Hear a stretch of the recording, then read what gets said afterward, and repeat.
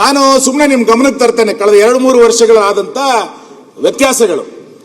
ಈ ಹಿಂದೆ AEEಗಳಿಗೆ ಎಕ್ಸಾಮ್ ನಡೆದಿತ್ತು. ಅವಾಗ ಬಂದಂತ ದೂರ ಏನು ಅಂತ ಕೇಳಿದ್ರೆ OMR ಅಲ್ಲೇ ತಿದ್ದುಪಡಿ ಆಗ್ಬಿಡ್ತು ಅನ್ನುವಂಥ ದೂರುಗಳನ್ನ AEE ಪರೀಕ್ಷಾ ಇದರಲ್ಲಿ ನಾವು ಕೇಳಲ್ಪಟ್ಟಿದ್ವಿ. FDA ಎಕ್ಸಾಮ್ ಆದಾಗ ಯಾರೋ ಅನಧಿಕೃತ ವ್ಯಕ್ತಿಗಳಿಂದ ಮೌಲ್ಯಮಾಪನ ನಡೀತು ಅಂತೇಳಿ ಪ್ರತಿಭಟನೆಗಳು ನಡೆದಿತ್ತು ನೋಡಿದ್ವಿ. ಮೊನ್ನೆ PDOಗಳ ಎಕ್ಸಾಮ್ಗಳು ಇತ್ತೀಚೆಗೆ ನಡೆದಾಗ ಪರೀಕ್ಷೆನಲ್ಲೇ ಅವ್ಯವಹಾರ ಆಗಿತ್ತು ಅನ್ನುವಂಥದ್ದು ಕೂಡ ನಾವು ಕೇಳಿದ್ವಿ. ಈಗ ಲೇಟೆಸ್ಟ್ ಆಗಿರುವಂಥದ್ದು ಪ್ರೊಫೆಷನರಿ ಹುದ್ದೆಗೆ ನಡೆದಂತ 384 ಹುದ್ದೆಗಳಿಗೆ ನಡೆದಂತ ಪರೀಕ್ಷೆ ಮತ್ತು ಫಲಿತಾಂಶದಲ್ಲಿ ಆಗಿರುವಂತ ದೊಡ್ಡ ಪ್ರಮಾಣದ ಅನುಮಾನಗಳ ಬಗ್ಗೆ ನಾವಿವತ್ತು ಚರ್ಚೆಯನ್ನು ಮಾಡಬೇಕು ಅಂತಾನೆ ಪ್ರಮುಖವಾಗಿ ತೆಗೆದುಕೊಂಡಿದ್ದು. ನಾನು ಅಶ್ವಥ್ ನಾರಾಯಣ ಹತ್ರ ಬೆಳಿಗ್ಗೆ ಚರ್ಚೆ ಮಾಡ್ತಾ ಇದ್ದೆ ಮೊನ್ನೆ ಅಧ್ಯಕ್ಷರೇ. ಪ್ರೊಫೆಷನರಿ ಎಕ್ಸಾಮಿಗೆ 1:3 ನಲ್ಲಿ ಎಷ್ಟು ಜನ ಕೂತ್ಕೊಂಡ್ರು ಅಂತ ಕೇಳಿದ್ರೆ ಹತ್ತತ್ರ 5,000 ಜನ ಎಕ್ಸಾಮಿಗೆ ಕೂತ್ಕೊಂಡಿದ್ರು. ಒಂದು ಇಷ್ಟು ದೊಡ್ಡ ಉದ್ಯೋಗ ಸೌಧ ಅಂತ ಇರುವಂತ ಒಂದು ಆಡಳಿತ ವ್ಯವಸ್ಥೆಯ ಸೌಧದಲ್ಲಿ 5,000 ಜನ ಪರೀಕ್ಷೆ ಮಾಡೋದಕ್ಕೆ ನ್ಯಾಯಸಮ್ಮತವಾಗಿ ನಡೆಸಲಿಕ್ಕೆ ಸಾಧ್ಯ ಇಲ್ಲ ಅಂತಂದ್ರೆ ಏನ್ ಅರ್ಥ ಇದೆ ಇದು? ಅದನ್ನ ಅವ್ರು ಉದಾಹರಣೆ ಹೇಳ್ತಾ ಇದ್ರು. ಲಕ್ಷಾಂತರ ಜನ CET ಪರೀಕ್ಷೆಯನ್ನ ಬರೀತಾರೆ.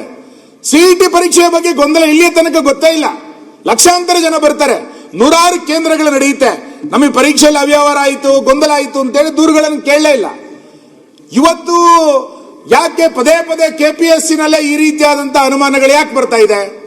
ಯಾವ ಪರೀಕ್ಷೆ ನಡೆದಾಗ್ಲೂ ಕೂಡ KPSC ನಲ್ಲಿ ಅಲ್ಲೇನೋ ಒಂದು ಹಣದ ವ್ಯವಹಾರ ನಡೆದಿದೆ, ಭ್ರಷ್ಟಾಚಾರ ನಡೆದಿದೆ, ಸರಿಯಾಗಿಲ್ಲ ಅನ್ನುವಂಥ ಕೂಗುಗಳು ಯಾಕೆ ಪದೇ ಕೇಳ್ತಾ ಇದೆ? ಇದನ್ನು ಸರಿ ಮಾಡುವಂತ ಪ್ರಯತ್ನವನ್ನು ಎಲ್ಲರೂ ಒಂದು ಕಡೆಗೆ ಮಾಡಲೇಬೇಕಲ್ಲ ನಾವು. ಈ ಹಿನ್ನೆಲೆಯಲ್ಲಿ KPSC ಇಂದ ಯಾರು ಸೆಲೆಕ್ಷನ್ ಆದ್ರೆ ಅವನನ್ನು ಅನುಮಾನದ ನೋಡುವಂತ ಪರಿಸ್ಥಿತಿ ಇವತ್ತು ಕರ್ನಾಟಕದಲ್ಲಿ ಮೂಡಿ ಬಂದಿರುವಂತದ್ದು ಖಂಡಿತ ಕರ್ನಾಟಕಕ್ಕೂ ಒಳ್ಳೆಯದಲ್ಲ ಮತ್ತು ಆ ಸಂಸ್ಥೆಯ ಗೌರವಕ್ಕೂ ಕೂಡ ಒಳ್ಳೆಯದಲ್ಲ. ಈ ಹಿನ್ನೆಲೆಯಲ್ಲಿ ಮೊನ್ನೆ ನಡೆದಂತ ಪ್ರೊಫೆಷನರಿ ಹುದ್ದೆಯಲ್ಲಿ ನಡೆದಂತ ಸಂಗತಿಗಳು ಮೊನ್ನೆ ಅಧ್ಯಕ್ಷ ಯಾಕೆ ಈ ರೀತಿ ಆಗ್ತಾ ಇದೆ ಅಂತ ಕೇಳಿದ್ರೆ, ಒಂದು 384 ಜನರನ್ನ ಭರ್ತಿ ಮಾಡಿಕೊಳ್ಳಲಿಕ್ಕೆ ನಡೆದಂತ ಪರೀಕ್ಷೆ. ವಿದ್ಯಾರ್ಥಿಗಳಿಗೆ ಯಾಕೆ ಆಕ್ರೋಶ ರಸ್ತೆಗಳಿಗೆ ಬರ್ತಾರೆ ಅಂತ ಕೇಳಿದ್ರೆ, ನೀವು ಈ ಒಂದು ಪರೀಕ್ಷೆಯನ್ನು ಮಾಡಿ ಫಲಿತಾಂಶವನ್ನು ಪ್ರಕಟ ಮಾಡೋದಕ್ಕೆ 3 ವರ್ಷ ತೆಗೆದುಕೊಂಡ್ರು. ಈಗ 56,000 ಹುದ್ದೆಗಳನ್ನು ಭರ್ತಿ ಮಾಡಬೇಕು ಅಂತೇಳಿ ಬಜೆಟ್ ಅಲ್ಲಿ ಘೋಷಣೆ ಮಾಡಿದ್ದಾರೆ. 2.25 ಲಕ್ಷ ಹುದ್ದೆಗಳು ಖಾಲಿ ಇದೆ. 384 ಹುದ್ದೆಯನ್ನು ಭರ್ತಿ ಮಾಡಲಿಕ್ಕೆ KPSCನವರು 3 ವರ್ಷ ತೆಗೆದುಕೊಂಡ್ರೆ ಇದು ಏನ್ ನಡೀತಾ ಇದೆ? ಫೆಬ್ರವರಿ 24ನೇ ತಾರೀಕು, ಫೆಬ್ರವರಿ 2, 26ನೇ ತಾರೀಕು ಫೆಬ್ರವರಿ 24ನೇ ಇಸ್ವಿನಲ್ಲಿ ಅಧಿಸೂಚನೆ ಹೊರಡುತ್ತಿದ್ದಕ್ಕೆ. ಫೆಬ್ರವರಿ 13, 2025ಕ್ಕೆ ಪರೀಕ್ಷೆ. ಅಧಿಸೂಚನೆ ಆಗಿ ಪರೀಕ್ಷೆಗೆ 1 ವರ್ಷ ತೆಗೆದುಕೊಳ್ತಾರೆ. ಪರೀಕ್ಷೆ ಆಗಿ ಅರ್ಹತಾ ಪಟ್ಟಿಯನ್ನು ಬಿಡುಗಡೆ ಮಾಡಲಿಕ್ಕೆ ಮತ್ತೊಂದು ವರ್ಷ ತೆಗೆದುಕೊಳ್ತಾರೆ. ಅಂದ್ರೆ 3 ವರ್ಷ ಒಂದು ಹುದ್ದೆಯನ್ನು ಭರ್ತಿ ಮಾಡಲಿಕ್ಕೆ KPSC ತೆಗೆದುಕೊಳ್ಳೋ ಕಾರಣಕ್ಕೆ ಇಲ್ಲೇ ಅನುಮಾನಗಳು ಪ್ರಾರಂಭ ಆಗಿರೋದು. ಈ ಕಾರಣದಿಂದನೇ ಇವತ್ತು ದೊಡ್ಡ ಪ್ರಮಾಣದಲ್ಲಿ ವಿದ್ಯಾರ್ಥಿಗಳು ಈ ಎಕ್ಸಾಮ್ ಸರಿಯಾಗಿಲ್ಲ ಅನ್ನುವಂತ 10 ಆರೋಪಗಳನ್ನ ಈ ಪರೀಕ್ಷೆಗೆ ಸಂಬಂಧಪಟ್ಟಂತೆ ಆಗ್ತಾ ಇದ್ದಾರೆ. ನಾನು ಆ ಎಲ್ಲ ಆರೋಪಗಳನ್ನ ಇದು ಹಿಂಗೆ ಆಗ್ಬಿಟ್ಟಿದೆ ಅಂತ ನಾನು ಹೇಳಲಿಕ್ಕೆ ತಯಾರಿಲ್ಲ. ಆದ್ರೆ ಎಲ್ಲರೂ ಒಂದು ಕಡೆ ಸಂಸ್ಥೆ ಮತ್ತು ಸರ್ಕಾರ ಮಧ್ಯಪ್ರವೇಶವನ್ನು ಮಾಡಿ ಇದಕ್ಕೆ ಏನು ಅಂತೇಳಿ ಆ ವಿದ್ಯಾರ್ಥಿಗಳ ಮನಸ್ಸಿನಲ್ಲಿರುವಂತ ನೋವನ್ನು ಅರ್ಥ ಮಾಡಿಕೊಳ್ಳೋದಕ್ಕೆ ಧ್ವನಿಯಾಗುವಂತ ಕೆಲಸವನ್ನ ಇವತ್ತು ಸರ್ಕಾರ ಮಾಡಬೇಕಾಗಿರುವಂತದ್ದು.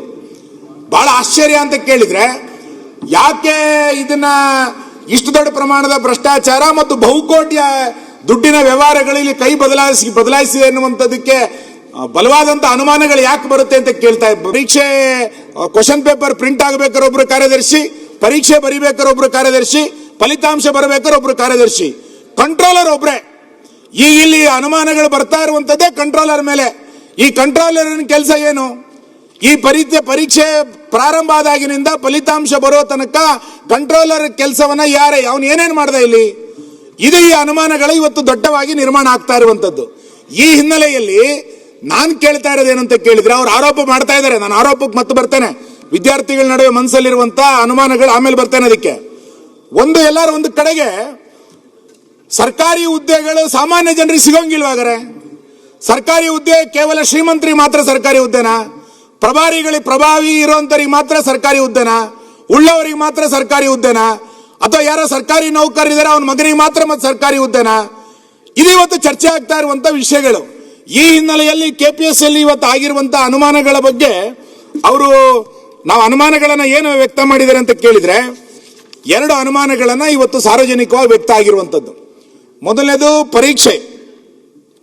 ಪರೀಕ್ಷೆ ಮತ್ತು ಅಂಕಗಳ ಕ್ರೋಢೀಕರಣದಲ್ಲಿ ಬಹಳ ದೊಡ್ಡ ಪ್ರಮಾಣದ ಅನುಮಾನಗಳು ಬಂದಿದೆ.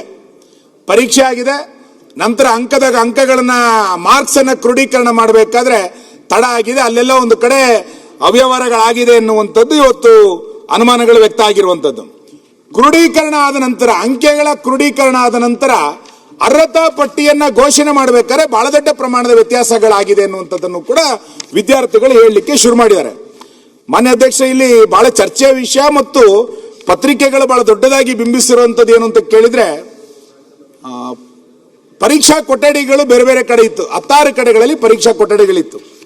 ಒಂದು ಕೊಠಡಿಯಲ್ಲಿ 24 ಜನ ಪರೀಕ್ಷೆಯನ್ನು ಬರೀತಾರೆ. ಈಗ ಎದ್ದಿರುವಂತ ಅನುಮಾನ ಏನಂತ ಕೇಳಿದ್ರೆ, ಒಂದೇ ಕೊಠಡಿಯಲ್ಲಿ ಇದ್ದಂತ 11 ಜನರಿಗೆ ಅರ್ಹತೆ ಪಡ್ಕೊಂಡ್ಬಿಟ್ಟಿದ್ದಾರೆ ಅಂತ.